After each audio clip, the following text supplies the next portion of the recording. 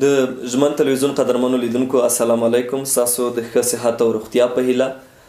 لکه چې تاسو پوهیږئ متخصص ډاکټر عصمت الله څپان چې د ابدالي طبي کمپلیکس د داخله ډپارټمنټ مشر دی، په دې وروستیو کې وکولی شو چې د انګلستان د MRCP په یوه نړیواله ازموینه کې دوم مقام ترلاسه کړي او د سرو زرو میډال واخلي او د خوست و افغانستان لپاره دغه ویاړ حاصل کړي. لکه چې تاسو معلومات لرئ د خبر رسنیز هم شو چې په ډېره لوړه کچه د عامو خلکو لوري هم هرکلی وشو او د دغه ستره لاسته راوړنه او ګام وستایل شو. موږ هم وغوښتل چې د دغې ازموینې د څرنګوالي په اړه د ډاکټر صاحب د فعالیتونو په تړاو له ده سره خبرې اترې ولرو. هیله ده چې دغه شیبې چې تاسو موږ سره یاست مرکه به ستاسو لپاره جالبه وي. په عین وخت کې یادوري کول غواړو چې د ده د مسلک ورهاخوا غواړو د ده د ټولنیز او شخصي ژوند ځینو موضوعاتو باندې هم له ده سره خبرې اترې ولرو. نو له هر څه وړاندې ډاکټر صاحب تاسو ته ښه راغلاست یو. په پیل کې زموږ له لوري هم تاسو دغه ستر ویاړ مبارکي ومنئ. مننه چې له ژمن تلویزیون سره یې. ډېره مننه عاطف صاحب محترم. سلامت اوسئ. تاسو ته هم مبارک وي. ټول شریف ولس ته مبارک وي.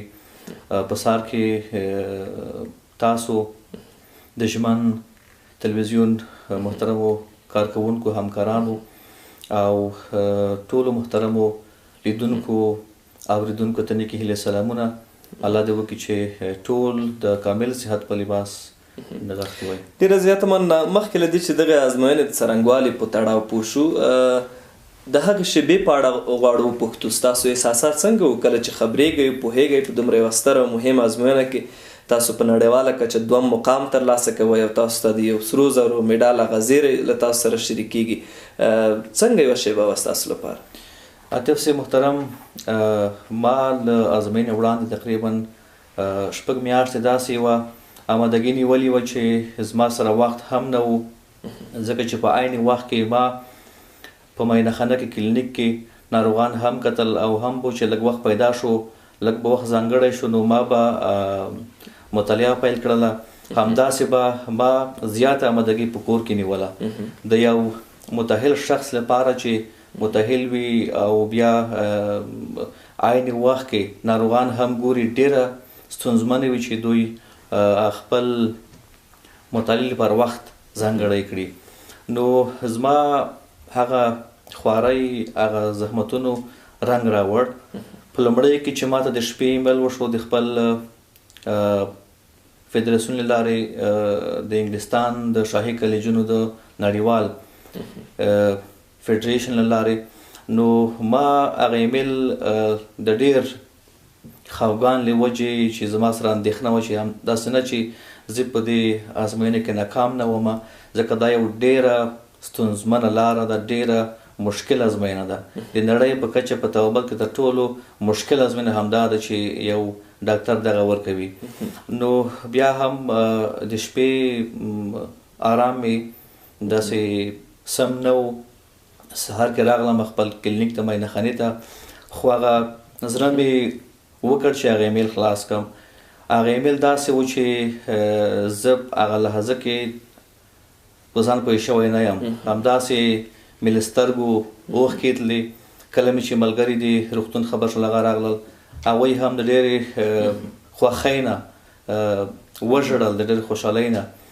نو زما لپاره دومره خوشحالي وه چې زه یې ضایعولی نه شم. د دغه مهرباني ته خبره هم کوې، تاسو هغه خپل احساسات شریک کړل. ستاسو دغه اوښکې، دغه احساسات او د دغې صحنې لیدل د ځان لپاره د پرمختګ یو فرصت ترلاسه کول، یا د ځان لپاره یو لاسته راوړنه ستاسو سترګو ته ودرېده، یا دا چې د داسې هیواد د یو ځوان په توګه چې په طبي برخه کې ډېر شاته پاتې دی، د داسې هیواد یو ځوان په توګه په دومره یو مهم موقف کې دغه لاسته راوړنه وه چې ته یې دومره هیجاني کړي؟ عاطف صاحب محترم، ما چې دومره خواري کوله، زما سره یوه انګېزه دا وه چې زموږ هیواد ته په اوس وخت کې ټول نړۍ متوجه ده چې یو وروسته پاتې هیواد دی او د علم په برخه کې وروسته پاتې دی. نو همدغه انګېزه وه چې ما ته استقامت راکړ. زما عزم، اراده مضبوطه کړه او زه دې ته آماده شوم چې زه د MRCP غوندې مشکل امتحان ته مکمل آمادګي ونیسم او آماده اوسم. زه په خپلې بریا 100% یقیني وم او همداسې وشول. نو یوازینی څه چې زما لپاره د خوشحالۍ و هغه دا و چې زما هیواد د نړۍ په کچه دوهم مقام ترلاسه کوي او زما ولس په نړۍ کې ځلیږي. نو دا زما لپاره هغه څه و چې زیاته خوشحالي یې ماته راکړه او زما هغه انرژي ډېره زیاته کړه او زه یې ته وهڅولم چې په راتلونکي کې دغه لړۍ همداسې پسې وغځوم او خپل ولس او د خپل د طب برخې ځوانان هم وهڅوم چې دغه لاره زما سره وڅاري او زما په پل باندې لاړ شي او دغه مشکل ازموینه دوی پاس کړي تر څو خپل د وطن د خپل هیواد دغه طبابت د نړۍ سره برابر کړي. یعنی که یو څوک غواړي چې د نړۍ په کچه ډاکټر شي او خپل د خپل هیواد طبابت معیاري کړي نو هغوی ته پکار دي چې دغه ازموینه باید پاس کړي او ورې کړي. تاسو د دغه ازموینې یوه برخې ته اشاره هم وکړه خو بیا هم زموږ لیدونکي به هم لیواله وي چې پوه شي MRCP څنګه یوه ازموینه ده، څنګه څوک له دغه ادرس سره په ارتباط کې کیدی شي او د دې لپاره څه کول پکار دي. نو که د دغه څرنګوالي په اړه لږ معلومات شریک. عاطف صاحب محترم، MRCP یو لنډیز نوم دی چې مکمل یا مشرح نومي ممبرشپ اف د رایل کالجز اف فزیشنز دی. دا د انګلستان د ډاکټرانو د شاهي کالجونو د تخصص د سند ترلاسه کولو په پار یو ازموینه چې باید یو ډاکټر یې ورکړي. کله چې یو څوک غواړي په انګلستان کې په یو خاص برخه کې تخصص وکړي او یا هلته د یو ډاکټر په حیث باندې دنده اجرا کړي او یا غواړي چې د خپل هیواد طبابت د نړۍ سره سیال کړي نو هغوی ته پکار دي چې دغه ازموینه پاس کړي، MRCP ازموینه پاس کړي. دغه ازموینه په ټوله کې 3 برخې لري، پارت 1 پارت 2 او پیسز. نو یو ډاکټر باید دغه ټولې برخې پاس کړي تر څو د نړۍ په کچه یو ډاکټر جوړ شي او خپل د هیواد هغه طبابت د نړۍ د معیار سره برابر کړي. ما د دې ازموینو په لومړۍ برخه کې د نړۍ په کچه دوهم مقام او د سره میډال ترلاسه کړ. نو هغه څه و چې زما د فامیل هڅونه وه، بیا په ځانګړې توګه زما د روغتون د ملګرو هڅونه وه او ډېر په ځانګړې توګه زما د میرمنې هڅونه وه چې ما ته یې انرژي راکوله چې مونږ ته وخت ما راکوه خو ته د خپل امتحان ته ما غوښتل په دغه مسله باندې پوه شو که د نړۍ طبابت وګورو تقریبا یو اپډیټ شوې بڼه ده او په ورځني شکل موږ په دغه برخه کې د تغییراتو شاهدان یو او کله چې د دغې برخې مقایسه یا پرتلنه د افغانستان طبابت سره کوو نو شاید یو واټن یا یوه ډیره فاصله زموږ تر سترګو شي. د دغسې یوه ازموینې لپاره چې هغه نړیواله یوه ازموینه اوسي او زموږ دغه طبي ښوونیز سیستم هم څنګه کیدی شي چې یو ځوان د دغسې یو ازموینې لپاره دغسې یو معیاري ازموینې لپاره چمتوالی ونیسي؟ یعنې بسنه کوي دلته زموږ په هیواد کې دغه ښوونیز سیستم چې موږ وکولی شو په هغه ډول د دغسې ازموینو لپاره اماده اوسو؟ ډېره ښه پوښتنه وه تاسو محترم. دې په خاطر چې زموږ ځوانان په دې خبر شي چې څنګه دوی ځان اماده کړي MRCP ازموینې لپاره. په ټوله کې د طبابت کوریکولم یا درسي نظام د طب په ډګر کې هغه څه دي چې تر ډیره پورې یو څوک آماده کوي چې په نړیوالو ازموینو کې دوی برخه واخلي. خو بیا هم د MRCP لپاره یو ځانګړی د انګلستان هیواد روغتیایي کوریکولم ده چې یو ډاکټر باید په ټوله معنا هغه یاد کړي چې له هغې نه وروسته بیا دوی په دې باندې د دې وړ کېږي چې دوی د MRCP لپاره ثبت نام وکړي او داخله واخلي. نو د انګلستان روغتیایي یا طبي کوریکولم هغه څه دي چې باید یو ډاکټر هغه مکمل ولولي، یاد کړي او بیا په دې ازموینه کې کینی. مننه. فکر کوم په دغه برخه کې دا چې تاسو هم ځینې پلانونه تر لاس لاندې لرئ، په هغې به هم خبرې کوو. خو که ووایو چې دغې ازموینې هغه د ګډونوالو شمېر څومره وي، هغه شمېر تاسو ته ښکاره کېده چې تاسو د څومره ګډونوالو په منځ کې وکولی شو چې دوه مقام حاصل کړئ؟ عاطف صاحب محترم، دغه ازموینه د نړۍ هر هیواد ورکوي، هغلته چې ډاکټر وي او وغواړي چې دغه امتحان ته آمادګي ونیسي، دوی بیا په دې ازموینه کې په مختلف ازموینه کې برخه اخلي. نو دغه د لومړۍ ازموینې د پارت 1 ګډونوال هم د ټولې نړۍ په کچه وو.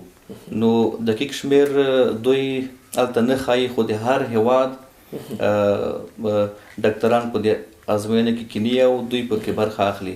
نو دا د نړۍ په کچه امتحان، ځکه چې د هر هیواد وګړي بیا په ځانګړې توګه ډاکټران چې له طبه فارغ وي او یو کلنه تجربه هم ولري، کولی شي دې ازموینه ته کینی او دغه ازموینه وکړي. مننه. دغه لاسته راوړنه د افغانستان له طبي برخې په ځانګړې توګه د ځوانو کدرونو له اړخه څنګه یو تصویر نړۍ او سیمې ته وړاندې کوي چې فرض که افغان کدرونه او افغان ځوانان په کومه کچه مستعد دي او دوی څنګه کولی شي چې په نړیوال سټیج کې هم هغه خپله وړتیا نندارې ته وړاندې کړي او وښیي؟ عاطف صاحب محترم، په دې نړیوال ښه پوهېږي چې افغانان د نړۍ په کچه لایق خلک دي، دوی په دې خبر دي او په دې واقف دي، په دې پوهېږي هم. خو بیا هم هغه ناخوالې چې زموږ په هیواد کې مخکې تېرې شوي دي، نو هغوی زموږ د ځوانانو ذهن ډېر خراب کړی دی. له هغې سره د هغې باوجود بیا هم زموږ ځوانان په مختلفو برخو کې لګیا دي او د خپل هیواد دغه مختلفې برخې د نړۍ سره سیال کوي. نو دا د شکر ځای دی چې په داسې حالاتو کې چې ټول نړۍ موږ ته په ډېر سپکه سترګه ګوري، نو بیا هم زموږ ځوانان هڅېږي، تشویق کېږي، ځان په خپل تشویقوي او داسې افتخارات خپل هیواد ته. مننه. د MRCP له ادارې سره چې تاسو سره ایمیل کړی و، د نورو ایمیلونو تبادله هم وشو که نه؟ یعنې تاسو لا هم ډېر ځان ډاډه که که نه؟ او د دوی هغه احساس څنګه و ستاسو په اړه؟ دا خو داسې کېږي چې له ازموینې وړاندې چې ته کله د امتحان ته ثبت نام کوي، نو د هر یوه کاندید ځانګړی اکاونټ وي، هغه جوړیږي په دې ویب سایټ کې. بیا هغې ته هغه ایمیل راځي د نمراتو د پایلو په اړه، د امتحان د پایلو په اړه، هغه خپل هغه کاندید خلاصوي او بیا خبرې کوي چې زه ناکام یم او یم کامیاب یم. نو نورو په اړه زه خاص معلومات نه لرم، خو کله چې زما دغه پایله ووته د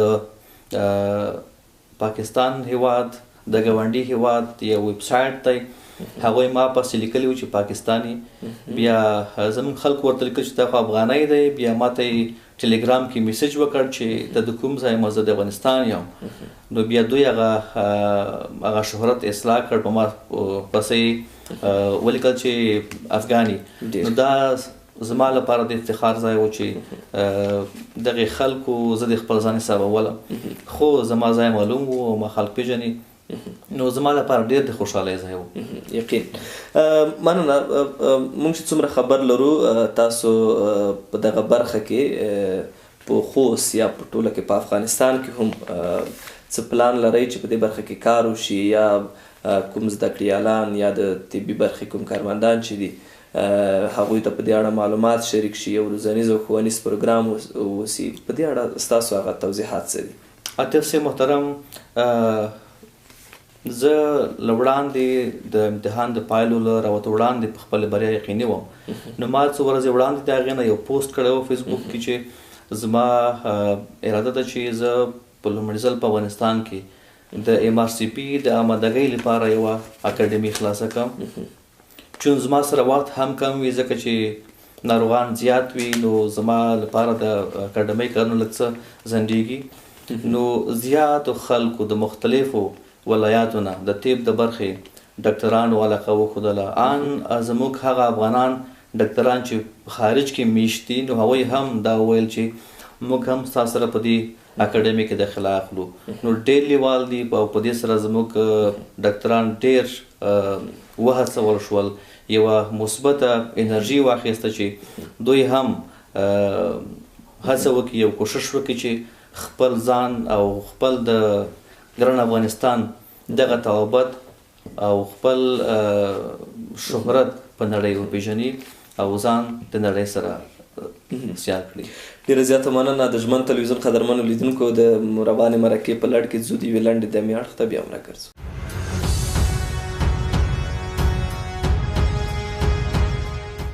د ژمن تلویزیون قدرمنو لیدونکو بیا هم تاسو ته ښه راغلاست یو. لکه چې تاسو پوهیږئ متخصص ډاکټر ښاغلي عصمت الله څپان وکولی شو چې د MRCP په ازموینه کې چې د انګلستان هیواد یا د شاهي کالجونو اړوند د طبي برخې یوه ازموینه ده، په ډېرو زیاتو زده کړیالانو یا د ډاکټرانو ترمنځ دوهم مقام خپل کړي او دا یې د سرو زرو په میډال باندې وویاړل شي چې د دغه لاسته راوړنې همدارنګه د مسلک او ژوند اړوند په ځینو مسایلو باندې له ده سره خبرې اترې لرو. بیا هم تاسو ته ښه راغلاست ویو. ډاکټر صاحب، په دغه ازموینه کې د ګډون لپاره یوازې MD اوسېدل بسنه کوي یا دا چې ځینې نور شرایط هم شته چې هغه باید یو څوک ولري بیا په دغه ازموینه کې اشتراک؟ پوښتنه تاسو محترم، وړاندې هم تاسو فکر ما وویل چې که چېرته یو څوک غواړي چې په دې ازموینه کې ځان ثبت کړي او داخله ورته وکړي، نو هغوی باید له طبه فارغ وي او باید لږ تر لږه یو کلنه تجربه هم ولري. نو دا فقط یوازینی همدا یو شرط دی چې باید موجود وي. دې سره ما وویل چې باید یو څوک اقلا لږ تر لږه باید 6 میاشتې داسې آمادګي ونیسي چې د انګلستان د 12 تخصصونو د طب د برخې په دې کې ځان آماده کړي او بیا امتحان ته کښیني. یعنې دغه ازموینه پارټ 1 پارټ 2 او پیسز دا لکه په ټوله کې په 12 تخصصونو کې امتحان دی، د زړه د برخې، د سږو، د معدې، یعنې لکه په ټوله کې باید په 12 تخصصونو کې ځان مکمل پوه کړي، ټول یاد کړي او بیا امتحان ته کښیني. نو د نړۍ په کچه تر ټولو مشکل ازموینه ده چې یو څوک یې ورکوي. من ستاسو فعالیت به په آنلاین بڼه وي، په فزیکي شکل به وي؟ تاسو چې کومه اکاډمي پرانیستل غواړئ دغه روزنه هغه مراحل دغه پروسیجر به یې څنګه وي؟ تاسو محترم، موږ اراده کړې ده چې هغه کسان چې په داخل د افغانستان کې دي هغوی لپاره په مرکز کابل کې یا هم په خوست ولایت کې حضوري ډول اکاډمي پرانیزو او هغه زموږ دوستان او ملګري چې په خارج کې میشت دي او نشي کولی چې راشي دلته زموږ سره په حضوري شکل ګډون وکړي، هغوی ته به د زوم له لارې چې یو خاص اپلیکیشن دی د هغې لارې دغه لیکچر مخته یوسو، تدریس مخته یوسو. مننه. یوه عمومي پوښتنه، په ټوله کې په افغانستان کې روان روغتیایي سیستم او وضعیت څنګه ګڼئ او د ځوانانو دغسې لاسته راوړنې فکر کوئ زموږ د طبي حالت د ښه والي لپاره څه پیغام له ځانه سره لري که څنګه؟ عاطف صاحب محترم، زموږ روغتیایي سیستم پخوا هم ډېر ښه او اوس له هغې هم زیات غښتلی دی. موږ په اوس وخت کې زیات هغه وسایل لرو چې په زیاتره ګاونډیو هیوادونو کې هم شتون نه لري او د طب په لحاظ تیوري چې زموږ ډاکټران لري د نړۍ په هیڅ هیواد کې به هم شتون ونه لري، خو ځینې منفي افواهات دي چې خپرېږي او زموږ وګړي دې ته اړ کوي چې لاړ شي ګاونډیو هیوادونو ته د یو عادي مرض د تشخیص او علاج په خاطر. دغه اعتماد به څنګه حاصلیږي په خپل طبي سیستم او وضعیت باندې تر څو عام خلک محترم دوی درمل نه کیدای شي؟ بالکل، تاسو ښه پوښتنه وکړه. دا په دې کې رسنۍ ډېر زیات رول لري او بیا په ټوله کې د عامه روغتیا وزارت چې کوم چارواکي دي د هغوی رسنۍ دوی باید لس په کار شي او د خلکو اذهان خلاص کړي چې هغه امراض چې تاسو ځئ ګاونډیو هیوادونو ته د هغې علاج په ښه توګه په داخل د افغانستان کې امکان لري او شتون لري او اجرا کیږي که نه. ډېره زیاته مننه. وخت هم کم دی، غواړو چې ستاسو د ځینو نورو بوختیاوو او ټولنیز ژوند اړوند ځینې پوښتنې وکړو.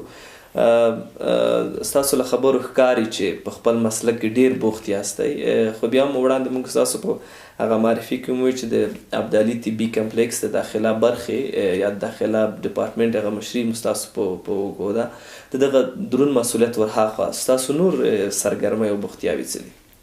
عاطف صاحب محترم، زما د رسمي وخت ورهاخوا کله چې زه په کلینیک کې نه وم، زما زیات وخت د خپل فامیل سره تېرېږي، د خپل کورنۍ سره تېرېږي، ماشومانو سره، مورجانې سره، مېرمنې سره، ځکه دا هغه څه دي چې زیات مهم دي. زیاتره چې رواني مشکلات په فامیلونو کې رامنځته کېږي هغه دا وي چې د فامیل هغه مشر خپل فامیل ته هیڅ وخت نه لري، هغوی په رواني مشکلات وخته کېږي. مېرمن، ماشومان او د کورنۍ غړي که چېرته د فامیل مشران او خاوندان همدارنګه لکه په ټوله کې د کور مسؤلین هغوی که چېرته فامیل ته ځانګړی وخت ورکړي، کافي وخت ورکړي، هغوی خوشحاله کړي، نو دا به هغه څه وي چې د فامیل په ښه روزلو کې به ډېره مهمه ونډه ولري. او همدارنګه په داسې شکل د کور مشران د فامیل له مشکلاتو په ښه شکل ځان خبرولی شي. او که داسې نه وه، خدای مه کړه بیا کور کې مشکلات رامنځته کېږي، په ماشومانو کې رواني امراض رامنځته کېږي، ماشومان بې جرته روږدي کېږي، په ژور خفګان اخته کېږي او دغه ستونزې رامنځته کېږي. دې څخه علاوه زما لږ وخت تقریبا په ورځ کې نیم ساعت وخت زه فیسبوک ته ورکوم. ځینې وختونه چې داسې ځانګړي څه وي بیا لږ زیات وخت پکې تېرېږي، نو دا زما هغه څه دي چې له رسمي وخت نه بهر کېږي. خو بیا هم زما سره زیاتره ملګري او د کورنۍ غړي په دې جنجال کې وي چې ته چې رسمي وظیفې را بهر هم شې، کور کې بیا هم تا سره کتاب وي او مطالعه کوي. نو دا زما یو عادت دی له کوچنیوالي چې کتاب یو ښه ملګری دی، او همدا کتاب و چې زه یې دا ځای ته ورسولم چې زما په سوچ او خیال کې نه و. مننه. تاسو له فیسبوک او ټولنیزو میډیاو څخه یادوري وکړه. موږ هم غوښتل دا پوښتنه وکړو، چون تاسو ډېر کم وخت یاد کړو چې تاسو ټولنیزې میډیا یا فیسبوک ته ورکړی دی، خو بیا هم تاسو چې د خپل دغه فعالیت کوئ، د فعالیت هغه موارد څه دي؟ یا په کومه ساحه کې تفریح برخه کې کار کوئ یا خپل د مسلک اړوند هلته هم تاسو پوسټونه دغه څه کوئ؟ نو او په عین وخت کې ستاسو ځینې موږ ویډیوګانې هم ګورو چې یو شمېر په طبي موضوعاتو باندې رامخې ته کېږي. نو فکر نه کوئ دغه برخه خو اړینه ده د ژوند لپاره، د مسلک لپاره، خلکو ته د خدمت لپاره؟ تاسو ډېر ښه شي ته اشاره وکړه عاطف صاحب محترم. زه چې کله فیسبوک ته ځم نو زما زیات د عزم او اراده وي چې په خپل مسلک کې یو داسې څه ولیکم چې زما ولس له هغې څخه یو څه زده کړي. زما همیش دا هڅه وي چې یو داسې پیغام په لنډ ډول او هغه که انځوریز وي او که په لیکلي بڼه وي زه خپور کړم تر څو زما ولس له هغې څخه یو څه زده کړي. نو زما زیات وخت په دې کې تېرېږي چې زه په فیسبوک کې داخلېږم یا پکې کار کوم. اړتیا هم ډېره ده. که وګورو که ستاسو خیالي ډېر لږ موږ خلکو ته په دغه برخه کې عامه پوهاوی شوی، حتی ډېر داسې امراض دي چې کیدای شي هغه وقایي تدابیر که ولري خلک له هغه ډېرو ناروغیو څخه بچ کړي، خو زموږ په دغه برخه کې هغه عامه پوهاوی که په ویډیوي برخه کې دی که لیکنه برخه خصوصا په پښتو ژبه کې موږ ډېر دغسې کم څه لرو. نو سره د دې چې تاسو بوخت ژوند لرئ، بیا هم څه داسې اراده شته چې په دغه برخه کې لا ډېر کار وشي؟ زه کله چې په خپل معاینه خانه کې وم، زه چې له ناروغ هم 10 دقیقې وخت پیدا کړم، زم بیا یو مقاله راخلم، د انګلیسي نه یې ژباړم، په پښتو او هغه په فیسبوک کې پوسټ کوم. او دا هغه څه وي چې یو ډېر مهم څه وي د خپل ولس لپاره تر څو هغوی ورڅخه یو څه واخلي. نو دې څخه علاوه ځینې ټوکې ټکالې چې د یو د یو چا لپاره په ژوند کې مهم دي که هغه یو ډاکټر ولې نه وي هغوی باید هم د خپل ذهن د آرامښت په خاطر یو څه داسې څه وویني یا هغه واوري چې دوی ذهن ورسره خوشحالیږي ورسره آرامېږي یو څه نو فلم ګورئ موسیقي اورئ دغه برخه کې ستاسو هغه دغه څه دی ذوق مو څه کله کله فلم ګورم چې وخت ولرم خو زیات نه ځکه زما ډېر وخت ضایع کوي نو زه غواړم چې زیات وخت په هغه څه کې ضایع کړم چې ما ته او زما ولس ته ورڅخه ګټه رسیږي نو د فلم کتل هم یو خاص برخه کې اړین دي کله کله موسیقي هم اورم مننه ستاسو پر صفحه مو د کرکټ یو شمېر مبارکۍ او پوسټونه هم ولیدل فکر کوو دغه برخې سره هم یا په ټوله کې د افغانستان کرکټ ملي لوبډلې هم علاقمند یاستئ خصوصا کله چې پاکستان ته دوی ماتې ورکړې وه ستاسو هغه پوسټ رامخې ته شو چې خلکو ته مبارکي ورکړې عاطف صاحب محترم هر هغه څه چې زموږ ولس او زموږ هیواد ته د بریا باعث کېږي زه پرې افتخار کوم زه پرې ویاړم نو دا که کرکټ وي او که بل هر څه وي چې زموږ ولس او زموږ د هیواد د ویاړ باعث کېږي زه پرې خوشحاله کېږم او تاسو ووی چې هغه پوسټ چې تاسو زموږ لوبه وه د پاکستان هیواد سره نو ما هغه کې د مینې یو پیغام خپور کړی و چې تاسو په خپلو منځونو کې د نفرت پر ځای محبت خپور کړئ تر څو دغه نفرت چې اوس زموږ د منځ کې شتون لري هغه د منځه لاړ شي او دغه نفرت په مینه او په اخلاص بدل شي مننه له ورزش سره مو رابطه څنګه ده خپله ورزش کوئ د لپاره مو وخت ورکړی دی که څنګه عاطف صاحب محترم ورزش د ژوند هغه مرکزي او مهمه نقطه ده چې د یو چا د صحت لپاره زیات اړین دی د زړه حمله سرطان د وینې لوړ فشار یعنې په ټوله کې هغه مرګوني امراض چې د یو چا ژوند داخلي د هغې وقایه او مخنیوی د فزیکي سپورت په واسطه د مخنیوي وړ دی نو سپورت زه روزانه خپل روټین لرم اجرا کوم نو سپورت خو باید زموږ ټول ځوانان او ښځینه هم چې په کورونو کې دي باید د خپل صحت په خاطر هغه حرکات چې لازم دی باید دوی اجرا کړي سرته ورسوي مننه ستاسو څیرې ته که ګورو په عین وخت کې ستاسو فعالیتونه او لاسته راوړنې بوختیاوې نو داسې اټکل کېږي چې تاسو باید په اصطلاح د ډېر عمر واوسئ سپین ویښتانو په سر کې او ږیره کې ولدی شي په اصطلاح د مخ پوستکی هغه سالم پاتې نه وي خو بیا هم که تاسو تاسو د خپل عمر په هغه کم سن کې دغه ښوونیزې ساحې ته راغلی وئ یا دا چې تاسو ډېر چټک ګامونه واخیستل چې وکولی شئ د عمر په یو ښه مرحله کې تاسو په دومره لویه کچه لاسته راوړنې ولرئ او تر دغسې یو ځایه ورسېد هدف دا چې د دې تر شا څه راز کیدی شي ستاسو په فکر عاطف صاحب محترم ما په 15 کلنۍ کې ښوونځی پیل کړی دی خوست کې د ملي سټیډیم په برخه کې ساحه کې یو مکتب و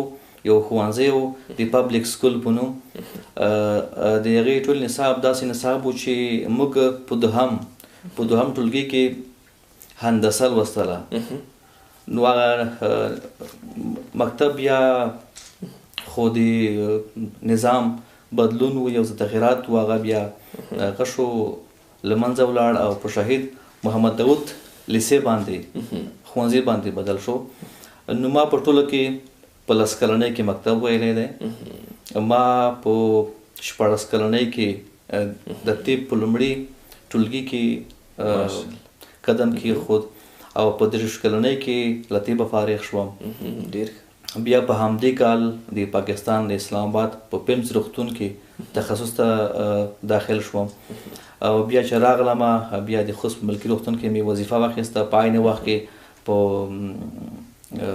په 2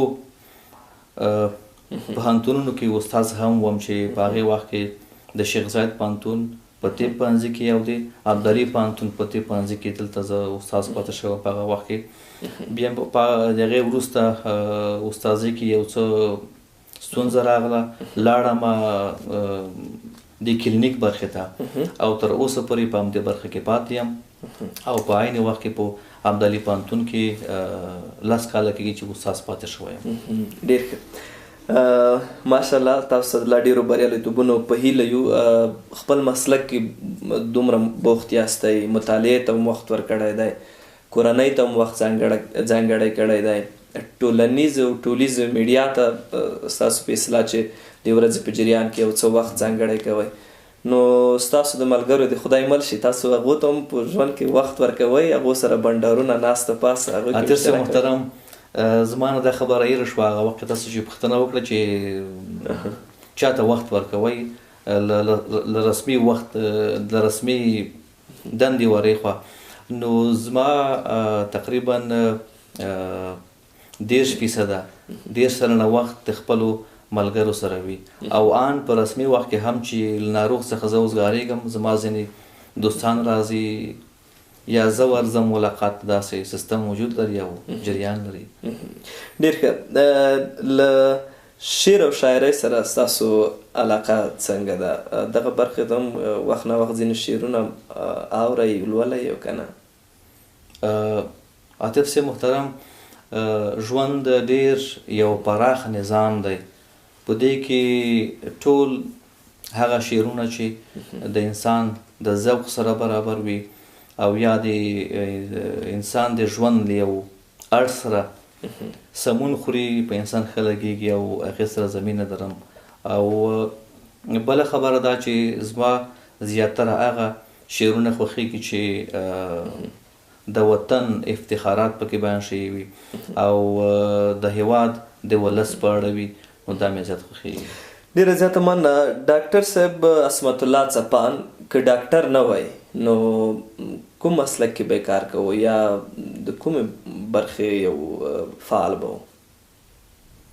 عاطف صاحب محترم، زه چې خدای پاک پیدا کړی یم نو زما لپاره یې طبابت په تقدیر کې لیکلی و، نو زه به حتما ډاکټر کېدلم، خو بیا هم که ډاکټر نه وای ممکن د بل مسلک اړوند یو برخه به یې راکوله. ډېره زیاته مننه. وروستۍ څو شېبې دغسې څه چې غواړئ خپلو لیدونکو سره شریک کړي ستاسو په اختیار کې دي، مهرباني وکړئ. عاطف صاحب محترم، زموږ هیواد په هره برخه کې د پرمختګ محتاج دی. زموږ ځوانان چې په هره برخه کې دي، هغه که طبابت دی، هغه که انجینري او که بل هر مسلک دی، دوی باید خپل ځانونه په کتاب سنبال کړي، دوی باید روزانه داسې مطالعه وکړي چې د هغې په پار د هغې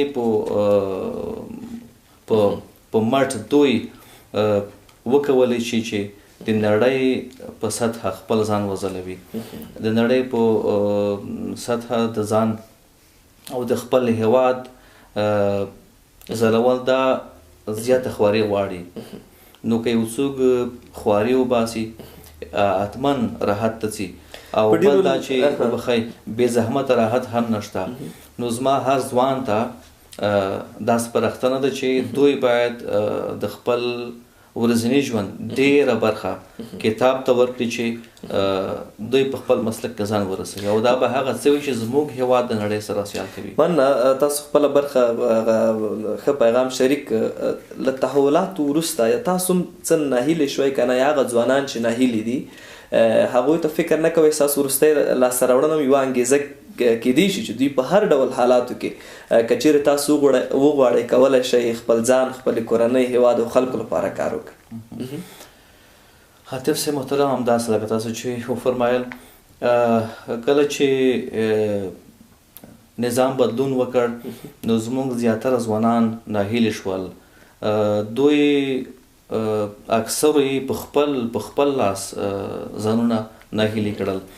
دوی سره ډېر څه په لاس کې وو، دوی داسې مسلکي کسان وو چې دوی ډېر څه کولی شول په خپل هیواد کې، خو له بده وخته چې دوی خپل هیواد مسافر شول.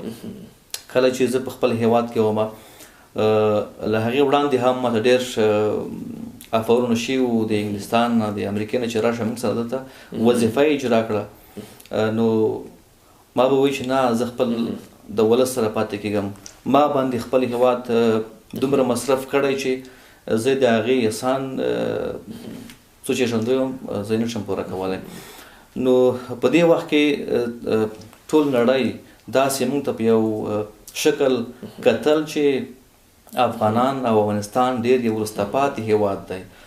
نو همدغه انګیزه وه چې زما اراده یې ډېره کلکه کړله او زه یې وهڅولم چې په خپله برخه کې ځان ښه ستړی کړم او هغه دا و چې تاسو او ولس یې پایله ولیدله او همداسې له هر ځوان غواړم چې یو څه لږه خوار یې وکړي خو دغه لږه خوار یې بیا د ابدي راحت او د خوشحالۍ باعث کړي. ډېره زیاته مننه په دې هیله چې په راتلونکي دغسې یوه خپرونه کې ستاسو د یوې بلې لاسته راوړنې او ویاړ په اړه وغږیږو او خبرې وکړو. ډېره مننه. ډېره زیاته مننه. کور ودان. د ژوند تلویزیون لیدونکو تاسو په لوی او بخښونکي خدای سپارو. الله مو مل شه.